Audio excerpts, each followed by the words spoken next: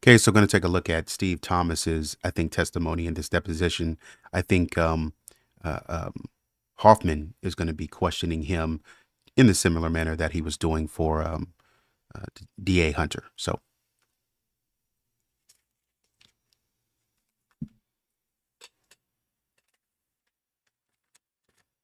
You hear me all right? I can. All right. Mr. Thomas, you have a copy of your hardcover book with you, don't you? Yes, sir. All right. Could you just turn to page 14 of your book?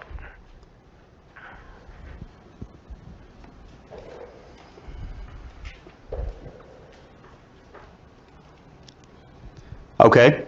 Yes. Do you see the first full paragraph on page 14 that begins the district attorney? Yes, sir. Could you just read the first sentence out loud, please? Certainly. The district attorney and its top prosecutor, two police chiefs, and a large number of cops, although so at odds on some points that they almost came to blows, all agreed on one thing, that probable cause existed to arrest Patsy Ramsey in connection with the death of her daughter. Is that an accurate statement? Yes, sir. Now, I'd like to... and that's interesting because that question was just posed, I think, in the last interview to DA Hunter, asking him if that was true and if there were any charges possible that DA Hunter could have brought against Patsy in order to bring any charges to bring up on Patsy to have her arrested. And then DA Hunter slid around the question, I think. You know, he just said, I don't operate that way, which is a very vague way of responding. Instead of just saying, no, I didn't see anything to arrest her on. He said, I don't want to send people out arresting. I don't want to send cops out arresting people. So it was pretty vague. ask you some questions with respect to that statement. To begin with, if you wouldn't mind, regarding one of the two police chiefs, could you turn to page 299 of your book?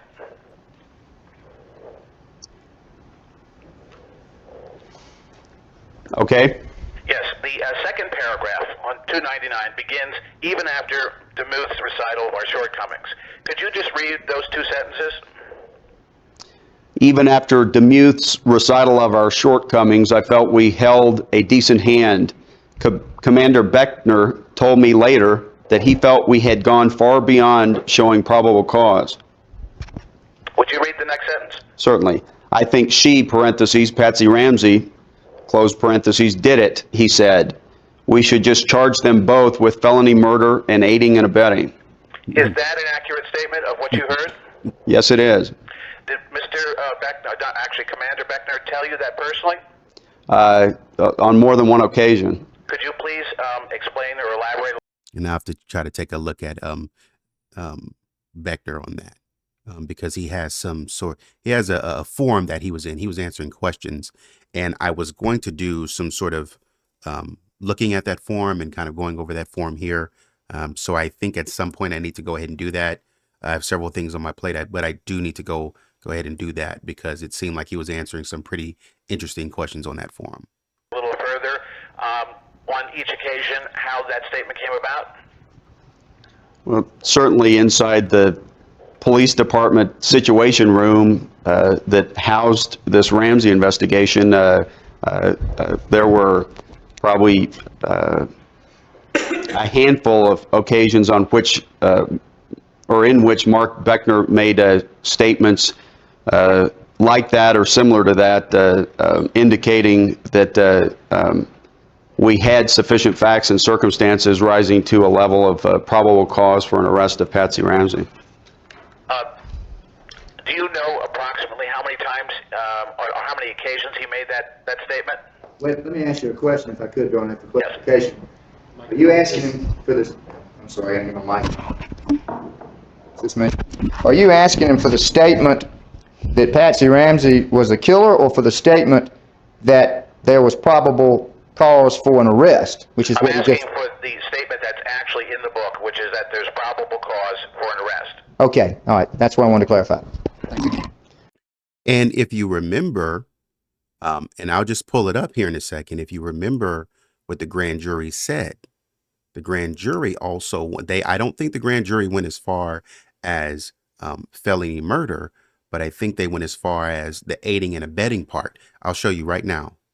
Mr. Hoffman, could you? Of course, really quickly, here's a charge against John. As you see, JonBenet Ramsey, unlawfully, knowingly, recklessly, and feloniously permitted. So he permitted this. And then again, the second charge on John, rendered assistance. So you're rendering assistance to a person with intent to hinder, delay, and prevent discovery. So kind of that aiding and abetting, assisting somebody in that space. And then kind of the same charges for Patsy, Patricia Paul Ramsey, unlawfully, knowingly, and recklessly. You permitted this to happen unreasonably, placed her in this situation, and then you rendered assistance to a person, right, with intent to hinder. So again, the grand jury, everybody is kind of saying the same thing, So we go back really quickly to this language of, John saying that the police are just kind of, targeting them. And, honestly, I think the detectives and the grand jury were targeting you, John. So anyways, continuing on. Repeat your question to me. I'm sorry. Can you tell me approximately how many times or how many occasions he made that statement?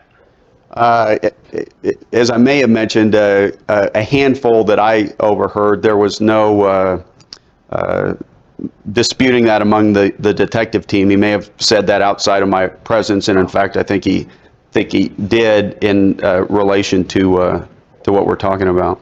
But within your own presence, how many times do you think approximately he said that?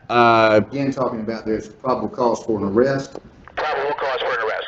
That statement, the gist of that statement, that there was probable cause for an arrest.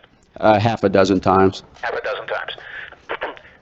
On any of those occasions, did he explain why he felt there was probable cause for an arrest? Mr. Hoffman, at that time, I think he was sufficiently familiar with the facts of the investigation to make that conclusion on his own, as did, as you previously mentioned, the other detectives in the case. All right. Do you know if detectives in the case? All right. Do you know if the report that you actually were able to physically examine, do you know how many subjects or persons were actually being discussed in that report? Yeah, many. 20, 30, 40 maybe. Do you know whether or not the report drew any conclusions with respect to the authorship of the ransom note? And it sounds like it got cut off, but it sounds like, jumping back in, that he's asking him how many, Mr. Hoffman is asking Detective Thomas how many people they analyzed for the handwriting analysis. And I think he's saying, Detective Thomas is responding that we looked at 20, 30, 40 people. And so he's about to give his answer. Yes. Could you tell me what you remember the conclusion to be? As I sit here today without that document in front of me, I recall language in that document that along the lines, and I'm certainly paraphrasing, that there was evidence to suggest that Patsy Ramsey was the author of the ransom note. Is that the language that you remember, evidence to suggest? Yes. Now, with respect to your book, you make a statement in your book. And this would be why we see Patsy and John deviating or going away from the police, because as we earlier talked to John was saying that he had no clue about handwriting analysis of any kind. Nobody had briefed him or anything. So he just kind of knew that his wife wasn't guilty based on the fact that he knows his wife. However, he came back and said something to the effect, or if I'm remembering correctly, could be remembering wrong, but he came back and said something to the effect of, "Oh well, you know, my legal team had briefed me on some of the things that I've been hearing in terms of the handwriting analysis from different people." So, yeah. Trying to find the page, but I'll just ask you generally. Yeah, it's on page 282. Man, Hoffman is ready. Right, that's really all I need to know. Now, I want to ask you. And I want to make this point again. You see that during the time when as far as what's on camera, during the time when Lynn Wood was questioning and talking to DA Hunter and saying all kinds of things off topic, Mr. Hoffman didn't interrupt one time. About the 911 tape, which was became controversial because of alleged background noise and possible voice identifications. Did you ever have occasion to listen to the 911 tape analysis that was done by a lab in Los Angeles or somewhere in California, purportedly to show that Burke's voice was on the back of that tape? Yes. He listened to the analysis? Did you ever have occasion to hear the tape and actually hear what the people were reporting as being Burke's voice in the background? Not. Be quiet. Like, everybody understood that question. If I poll people right now, everybody understood that question. Hush. Not on the aerospace engineering equipment, but on lesser equipment inside the Boulder Police Department, yes. So it was actually audible on that equipment in the Boulder Police Department? Now, Mr. Hoffman, let me make sure I understand you. What was audible? Burke's, or the voice of someone who could have been Burke Ramsey, talking in the background at the very end of Patsy Ramsey's, conversation with 911. Well, you're cutting right to the punchline. There's a long story behind it, but yes, myself and others listened to that tape and heard this third voice. So, were you able to identify that third voice?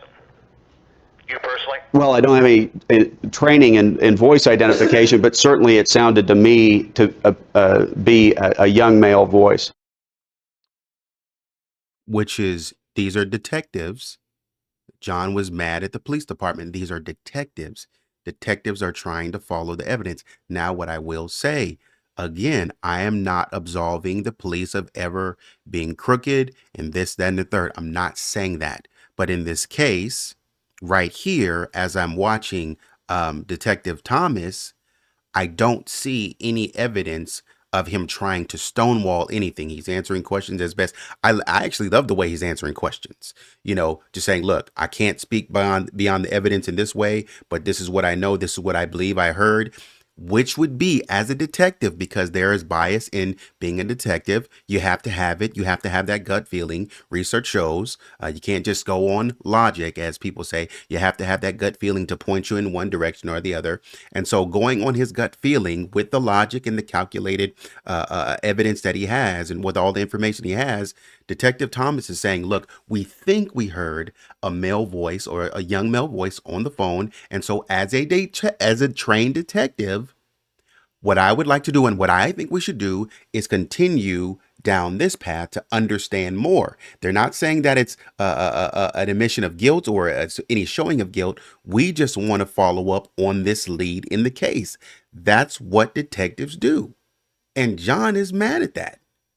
But if there was no voice on the other side of the phone, then we probably wouldn't follow the lead. We're not trying to put a voice on the phone. Like, why would I want to, unless there's some political reason, as in you would have to have, and you might say, okay, Detective Thomas could be crooked. And I'll move on after this point. Detective Thomas could be crooked. Okay, absolutely. But what would be the motivation for Detective Thomas to be crooked? Have we seen anything to say that, John Ramsey and Patsy Ramsey, they were the most powerful family in town and they had really offended some people. And so somebody really has it out for the Ramseys. Please, if we have some sort of evidence about that, I'd like to hear from you guys. Do we have that? In which somebody was trying to bring the Ramseys down. And so there would be a reason for Detective Thomas to get paid in trying to bring down the Ramseys. But we don't have that evidence or that indication to my knowledge. So from what I can tell, Detective Thomas so far is just answering honestly. He's leaning forward to receive a question and to respond with what he knows. Now, when we compare this behavior to Detective Hunter, I'm sorry, not Detective, DA Hunter, DA Hunter is just kind of sitting like this. He's like thinking. And my analysis on DA Hunter is that he doesn't trust Lynn Wood, but I suspect it's possible that he does have some sort of caution. I will say that he has some sort of caution in moving against the Ramseys. It seems like he has some sort of caution. You can see him get agitated when there's someone on the case. He really starts to show his attitude. He's at first we see him very level-headed, but then he starts to show a little bit of attitude and agitation, more specifically when he starts to get question about a specific individual who he doesn't want on the case. Doesn't give us reasons for why the guy isn't supposed to be on the case, or he doesn't want the guy on the case. He just says that guy needed to be off the case. Well, DA Hunter, why? And so DA Hunter's kind of sitting back. He's kind of judging and sort of making sure in his own way. I don't think DA Hunter feels like, because this is something that DA Hunter, I believe, he truly believes what he's saying and what he's doing. And so he's sitting back and he's analyzing. But Steve Thomas is more so, I'm here, I'm straight to the point. I have nothing to hide. I love that. The report that you actually were able to physically examine, do you know how many subjects or persons were actually being discussed in that report? Yeah, many, many, many, many, 20, 30, 40 maybe. Do you know whether or not the report drew any conclusions with respect to Mr. Thomas? Are you aware of the fact that Patsy Ramsey was asked to give what is known as request samplers to the police on more than one occasion during the investigation? Yes, sir. Do you know how many times on how many different occasions she was asked to give request samples of her handwriting to the police? If my understanding is correct, I think it was 5. Do you know why she was asked to give 5 separate handwriting samples on 5 separate occasions?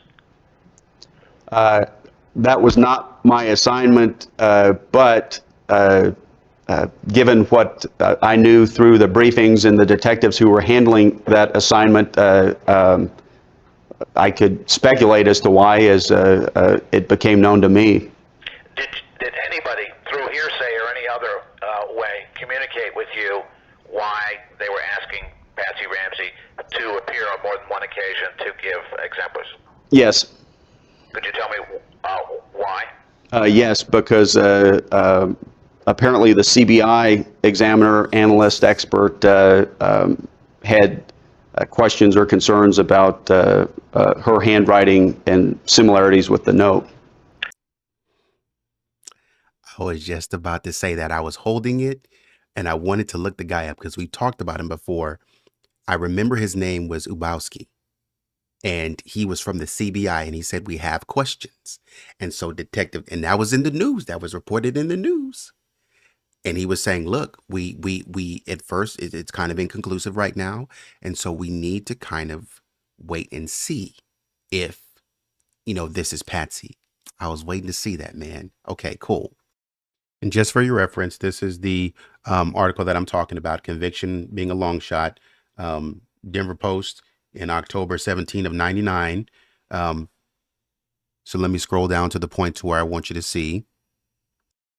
Okay, and I'll start right here. It says if the murder, kind of starting right up here, if the murder looks like an inside job, then key evidence points to Patsy Ramsey. Attorneys said the most damaging physical evidence against the mother is a rambling ransom note. Handwriting experts at the Colorado Bureau of Investigation ruled out John Ramsey as the note's author. Now, again, we're talking about the investigators who are saying this is not some sort of outside expert. This is the Bureau of Investigation that's saying, hey, we're doing an analysis, right? But they couldn't do the same for Patsy after comparing Patsy Comparing one Patsy handwriting sample to the ransom note, Chad Dubowski of CBI concluded this handwriting showed indications that the writer was Patsy, right? But we go through here. Judge Terry Nichols says, "Hey, you know, it's junk science. You should think twice about bringing this stuff in court, right?" So we go down here and we see other physical evidence pointing to the Ramseys includes fiber found on the duct tape that covered her mouth. Fiber matched the sweater Patsy wore on Christmas night. How did that fiber get down there, right? The day before her daughter's body was found, law enforcement sources said that she turned the sweater over to police. So just kind of, okay, getting back to my analysis. And I will also say about this, I want to make one more point. This part right here, the fibers could have been picked up when John Ramsey found his daughter's lifeless body, ripped the tape off her mouth in an attempt to revive her, and then dropped the adhesive onto the floor where the stray fibers may have become attached. The random intruder also could have chanced upon the art set. Now, the point that I'm looking at are these little strays right here. He ripped the tape off her mouth. John Ramsey ripped the tape off of her mouth in an attempt to revive her, and then dropped the adhesive to the floor. So this is more tampering with the crime scene. And it's tampering in a huge way because when they go to collect, you remember John had the first access, whether he, somebody suggested that, during the hour, in 30 minutes or something like that, that he was away, he could have been tampering or moving around the body. There was another analysis, and I think I'm going to take a look at that from another YouTuber. Because I really love that. I really love that video that he kind of showed. Man, it was good, man. He talked about the wine cellar and some other analysis, but I really loved his perspective. So I'm gonna look at that with you guys. But when we talk about tampering with evidence, you remember John had the first access. Hear me now. John had the first access to JonBenet's body. John had that first access, and so he tells you what he does. He comes in and he rips the tape off of her mouth, and he attempts to revive her. Revive her in what way? Does he do mouth to mouth? And we talk about unidentified male DNA. John just told you that he tried to revive his daughter. He tampered with his daughter. And we don't find, and so what we should have found, and while we're talking about the DNA cleared the Ramseys, what we should have found was John's skin cells, his DNA on this girl's body. We should have found his DNA on that tape. Why didn't we find that?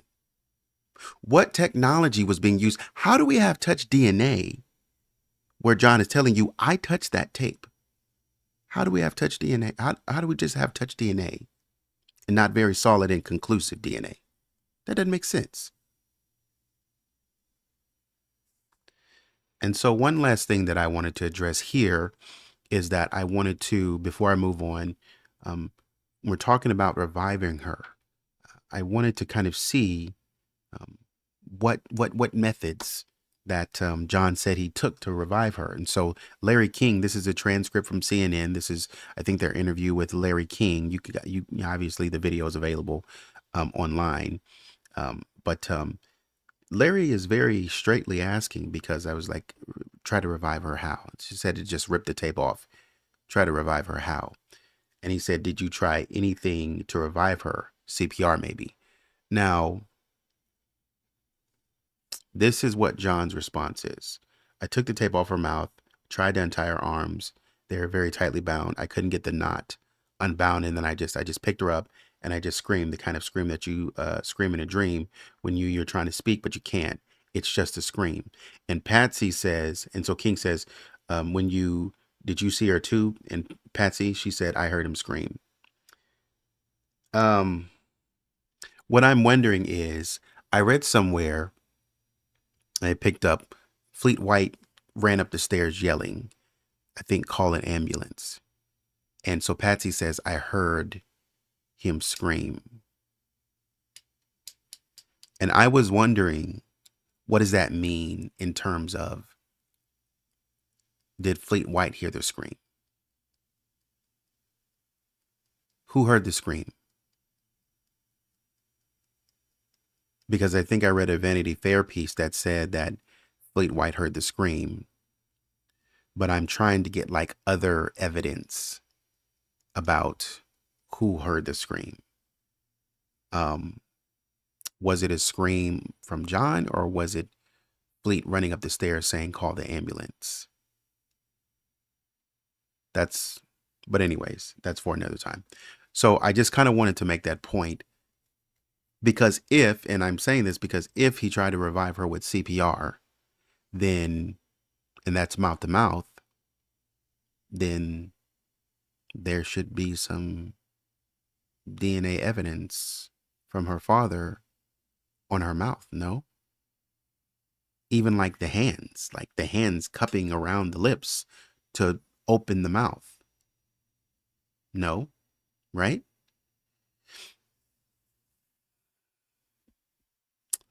Also, another thing that I'll talk more about in another video is rigor mortis. How stiff was JonBenet when it was reported, if he was doing CPR?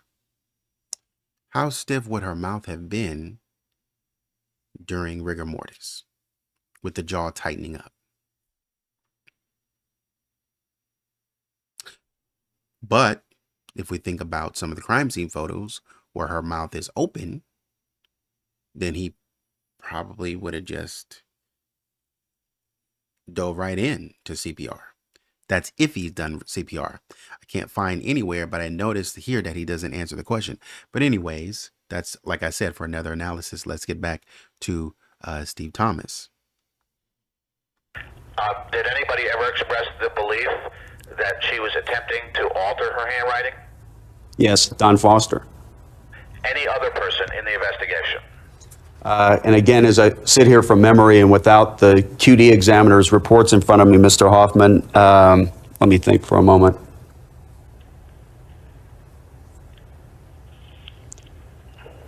No, not that I can recall right now. Right. Now, since I'm drawing near how's my time doing? Does anybody know? Yes, you've got 17 more minutes. Okay. Now, Mr. Thomas, I'd just like to direct you to page 286 of your book.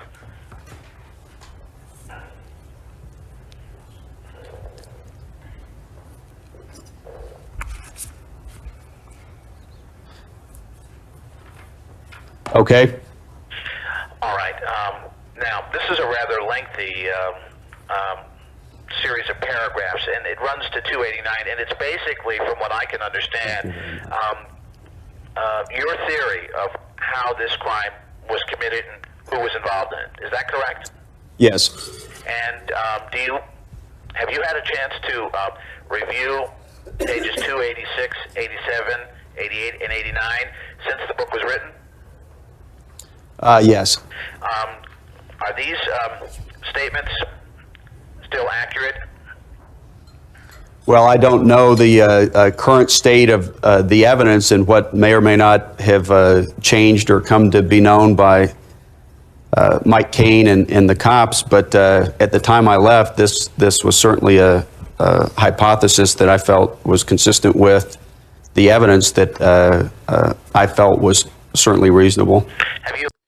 The point I'm stopping it on this, because if you compare this response to, and we talk about the flow of motion, and we talk about behavioral patterns, and we talk about the flow of speaking, this is what I'm talking about. When you ask him about it, there's already something in his head quickly. He didn't know what Mr. Hoffman was about to ask him, but he knows what he knows. So when Mr. Hoffman says, "Hey, is this statement in your book? Did you write this? Is it accurate?" His response is, "Well, I don't know the state of the evidence today.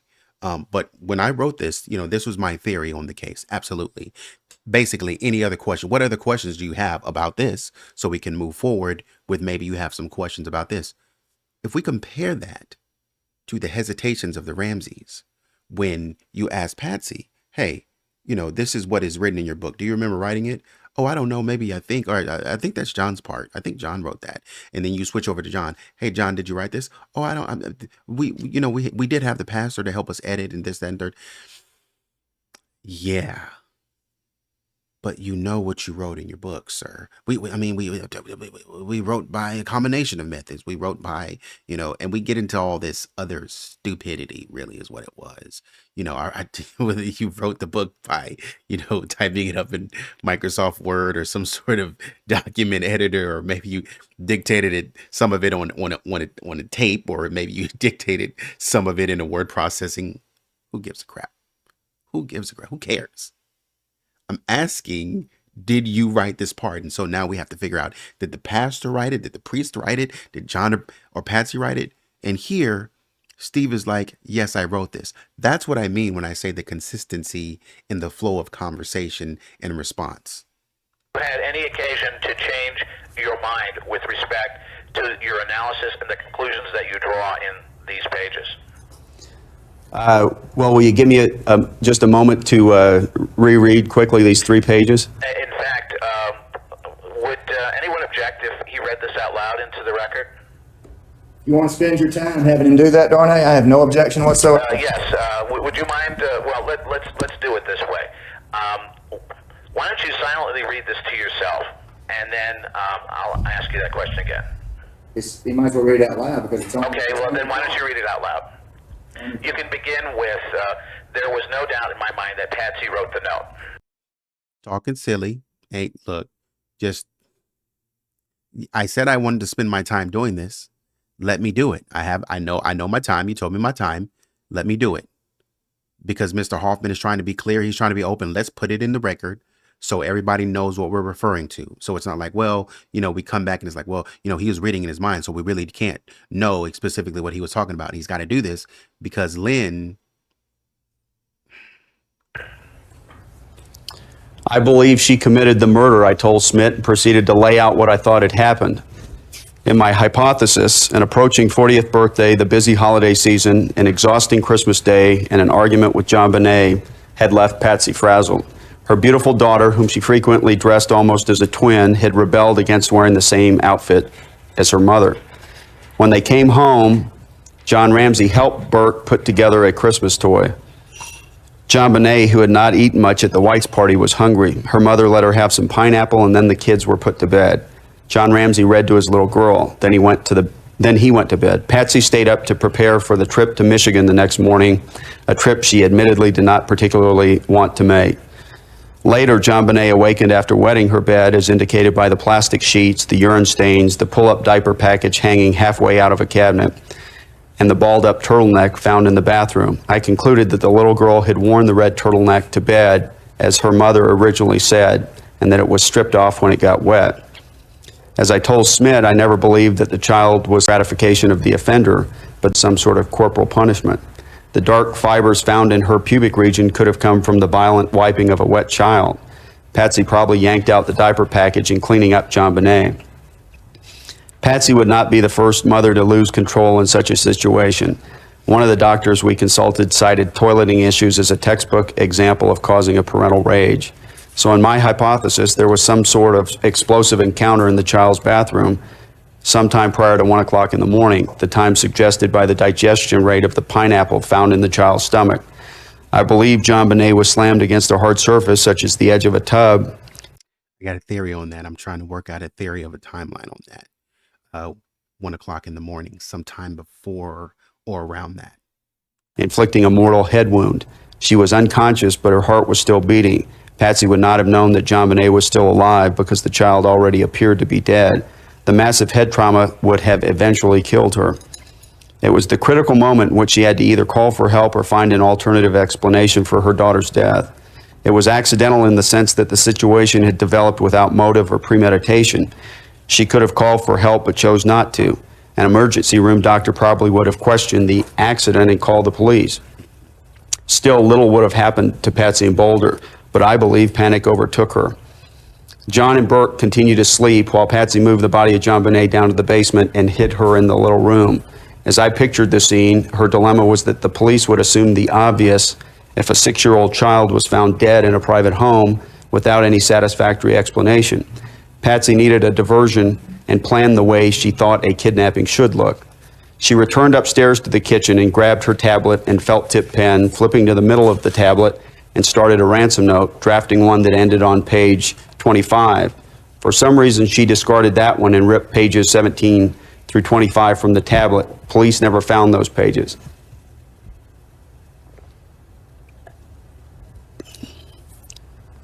On page 26, she began the, quote, Mr. and Mrs. I, close quote, then abandoned that false start. At some point, she drafted the long ransom note. By doing so, she created the government's best piece of evidence. She then faced the major problem of what to do with the body. Leaving the house carried the risk of John or Burke awakening at the sounds and possibly being seen by a passerby or a neighbor. Leaving the body in the distant, almost inaccessible basement room was the best option. As I envisioned it, Patsy returned to the basement, a woman caught up in panic, where she could have seen, perhaps by detecting a faint heartbeat or a sound or a slight movement, that although completely unconscious, JonBenet was not dead. Others might argue that Patsy did not know the child was still alive. In my hypothesis, she took the next step, looking for the closest available items in desperation. Only feet away was her paint tote. She grabbed a paintbrush and broke it to fashion the garrote with some cord. Then she looped the cord around the girl's neck. This accident, in my opinion, had just become a murder. Then the staging continued to make it look like a kidnapping. Patsy tied the girl's wrists in front, not in the back, for otherwise the arms would not have been in the overhead position. But with a 15-inch length of cord between the wrists and the knot tied loosely over the clothing, there was no way such a binding would have restrained a live child. It was a symbolic act to make it appear that the child had been bound. Patsy took considerable time with her daughter, wrapping her carefully in the blanket and leaving her with a favorite pink nightgown. As the FBI had told us, a stranger would not have taken such care. So I told Lou I thought that throughout the coming hours, Patsy worked on her staging, such as placing the ransom note where she would be sure to find it the next morning. She placed the tablet on this accident, in my opinion, had just become a murder. Then the staging continued to make it look like a kidnapping. Patsy tied the girl's wrists in front, not in the back, for otherwise the arms would not have been in the overhead position. But with a 15-inch length of cord between the wrists and the knot tied loosely over the clothing, there was no way such a binding would have restrained a live child.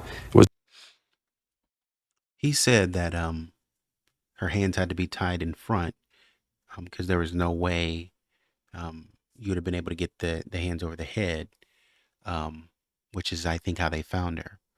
And John said that her hands were tied behind her back. So it's like there's a huge discrepancy there. It was a symbolic act to make it appear that the child had been bound. Patsy took considerable time with her daughter, wrapping her carefully in the blanket and leaving her with a favorite pink nightgown. As the FBI had told us, a stranger would not have taken such care. So I told Lou I thought that throughout the coming hours, Patsy worked on her staging, such as placing the ransom note where she would be sure to find it the next morning. She placed the tablet on the countertop right beside the stairs and put the pen in the cup. While going through the drawers and under the countertop, where the tablet had been, she found rolls of tape. She placed a strip from a roll of duct tape across JonBenet's mouth. There was bloody mucus under the tape and a perfect set of the child's lip prints, which did not indicate a tongue impression or resistance.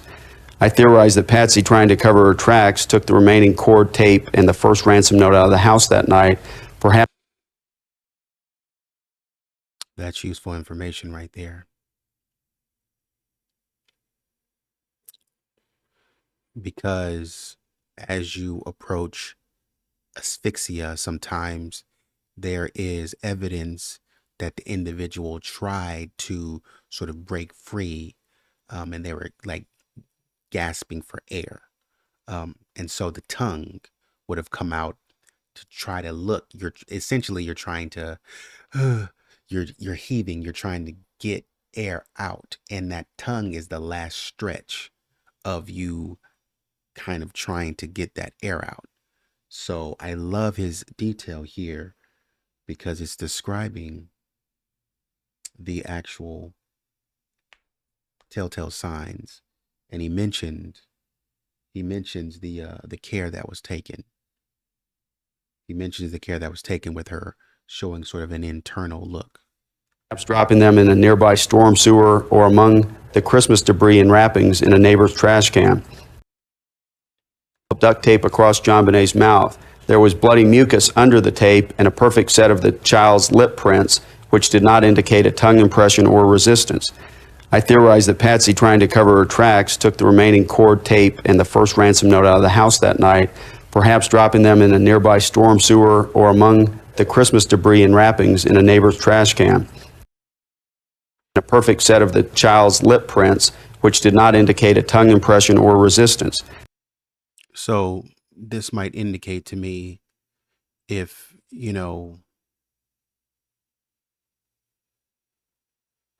there was bloody mucus, of course, with no tongue impression, that means, of course, as he said, there was no resistance. That also seems to indicate to me that she wasn't alive when that tape was applied. The tape was applied post-mortem, and she may have been coughing up. If it was bloody mucus, she may have been coughing it up as a sign of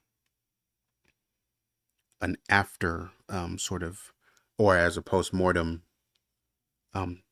sign of the rope, as a post-mortem sign of the rope being around her head region. So, and if you've seen the photos, you've seen how tight it was. So that probably pushed the blood up, which might indicate to me that maybe the blood was spilling out of her mouth. And so if it was spilling out of her mouth, then that tape was, because I was wondering why the tape was there. That tape was there to stop an overflow. And so if maybe she's laying on her back, it shoots up as, you know, as she passes, it shoots up, and I'm scared that it's going to continue to go. It's like, hey man, if I'm trying to tend to other parts of her body, you know, and set everything else up, then it shoots up. And I'm like, dang, I got to stop this. Cover her mouth. And so really trying to understand, something happened here that was super extensive. And if we go back again to the intruder theory, she would have been fighting. Now I have something here that I'm going to read to you. And this comes from a little thing that I found online, Alliance for Hope International. And it's more along the lines of D violence.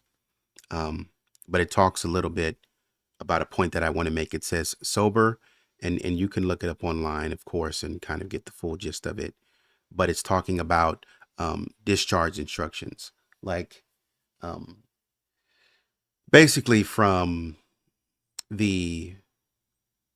if anything is around the head region right here, discharge instructions. So they're kind of talking about the actual act of observing changes in your body due to this, losing consciousness because of it.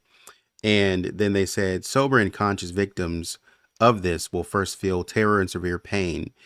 If this persists, if the kind of tightening persists, unconsciousness will follow. Before lapsing into unconsciousness, though, a victim will usually resist violently, often producing injuries of their own neck in an effort to claw off the assailant. Now, as I understand it, JonBenet she was clawing at her own neck. And so that's consistent, and frequently also producing injury on the face or the hands of the assailant. But if the assailant wasn't close, then that wouldn't be there. These defensive injuries may not be present if the victim is physically or chemically restrained before all this takes place. Correct. So if somebody, because JonBenet wasn't big, so if she's being physically restrained, then she wouldn't be able to get to the victim. If the victim is back here, they're way back here, she wouldn't be able to get to the victim. And that's kind of, I haven't expressed my theory yet, but that's part of my theory. So anyways, whoever did this, as we're talking, whoever did this, this tape was applied post-mortem, which means that this goes to staging. I theorize that Patsy, trying to cover her tracks, took the remaining cord tape and the first ransom note out of the house that night, perhaps dropping them in a nearby storm sewer or among the Christmas debris and wrappings in a neighbor's trash can. She was running out of time. The household was scheduled to wake up early to fly to Michigan, and in her haste, Patsy Ramsey did not change clothes, a vital mistake. With the clock ticking and hearing her husband moving around upstairs, she stepped over the edge. The way I envisioned it, Patsy screamed, and John Ramsey, coming out of the shower, responded, totally unaware of what had occurred. Burke, awakened by the noise shortly before 6 o'clock in the morning, came down to find out what had happened and was sent back to bed as his mother talked to the 911 emergency dispatcher. Patsy Ramsey opened the door to Officer Rick French about 5:55 a.m. on the morning of December 26, 1996, wearing a red turtleneck sweater and black pants, the same thing she had worn to a party the night before. Her hair was done, her makeup was on. In my opinion, she had never been to bed. The diversion worked for 7 hours as the Boulder police thought they were dealing with a kidnapping. And we had said elsewhere, another article had pulled out that at this time, John should have been on the phone, literally in the midst of a call, either John or Patsy. I think John should have been on the phone, literally in the midst of a call with Priscilla and Fleet White, telling them, come over quickly, we need you. So the officer would have come over in the midst of John calling friends over. John Ramsey, in my hypothetical scenario, probably first grew suspicious while reading the ransom note that morning, which was why he was unusually quiet. He must have seen his wife's writing mannerisms all over it, everything but her signature. But where was his daughter? He said in his police interview that he went down to the basement when Detective Arndt noticed him missing. I suggested that Ramsey found JonBenet at that time and was faced with the dilemma of his life. During the next few hours, his behavior changed markedly as he desperately considered his few options: submit to the authorities or try to control the situation. He had already lost one child, Beth, and now JonBenet was gone too. Now Patsy was possibly in jeopardy. The stress increased steadily during the morning, for Patsy, in my theory, knew that no kidnapper was going to call by 10 o'clock, and after John found the body, he knew that too. So when Detective Linda Arndt told him to search the house, he used the opportunity and made a beeline for the basement. Then, tormented as he might be, he chose to protect his wife. Within a few hours, the first of his many lawyers was in motion, the private investigators a day later. That's the way I see it, I said to Lou Smith. That's how the evidence fits to me. She made mistakes, and that's how we solve crimes, right? I reminded him of his own favorite saying, murders are usually what they seem. All right, thank you, Mr. Thomas. So I have something that I want to talk about in terms of the garrote. So I have some theories I just kind of want to discuss and talk through with you guys, maybe get your perspective and your feedback on it. So this concludes the video. Appreciate you watching, supporting, and continuing to give feedback and stuff like that. Very much appreciated. But until next video, take it easy.